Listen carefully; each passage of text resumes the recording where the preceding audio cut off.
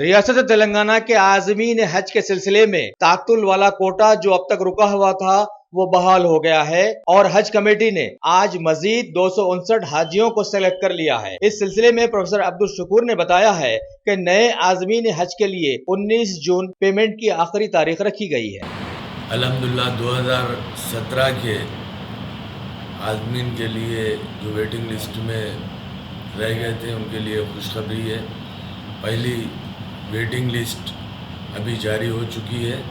پہلی waiting list 2000 کے جو عازمین ہیں جو ویٹنگ لسٹ میں رہ گئے تھے ان کے لیے خوشخبری ہے۔ پہلی ویٹنگ لسٹ ابھی central Hajj committee of India کی جانب سے جاری ہو چکی ہے، جس میں 259 لوگوں کو پہلی ویٹنگ لسٹ میں جو ویٹنگ لسٹ پہلے نمبر سے لے کے ویٹنگ لسٹ میں 259 نمبر تک جاری کی گئی ہے، اور یہ تمام عازمین کے لیے 19 جون پیمنٹ کی آخری تاریخ ہے۔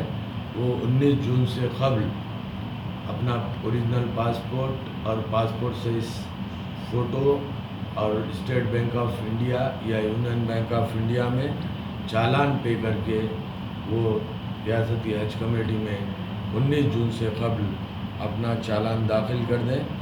یہ جو ویٹنگ لسٹ ہے ہمارے ریاست تلنگانہ میں 229 عازمین نے اپنا حج کا جو فریضہ ادا کرنے کے لیے جو منتخب ہوئے تھے 229 عازمین اپنا کینسلیشن کیے۔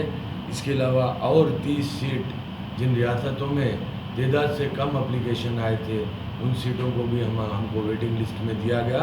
اس حساب سے جملہ جو نشستیں دی گئی وہ 259 ہے، 259 ہے، اور ان کی جو پیمنٹ ہے گرین زمرے کے لیے 2,35,150 روپیے رقم ادا کرنی ہے، اور اسی طرح عزیزیہ زمرے کے لیے 2,01,800 روپیے جملہ رقم بدریہ چالان ادا کرنا ہے۔ اسی طرح اگر کوئی عازمین central Hajj committee of India کی جانب سے قربانی دینا چاہتے ہیں یا سعودی حکومت کی جانب سے دینا چاہتے ہیں تو ان لوگوں کے لیے 8,000 روپے اور زائد رقم ادا کرنی ہوگی۔ اگر وہ اپنی خود سے قربانی دینا چاہتے ہیں تو 8,000 روپے ادا کرنے کی ضرورت نہیں ہے۔ اگر حج کمیٹی کے ذریعے قربانی ادا کرنا چاہتے ہیں دینا چاہتے ہیں تو ان کو اسی چالان میں 8,000 روپے زائد رقم باندھنی ہوگی۔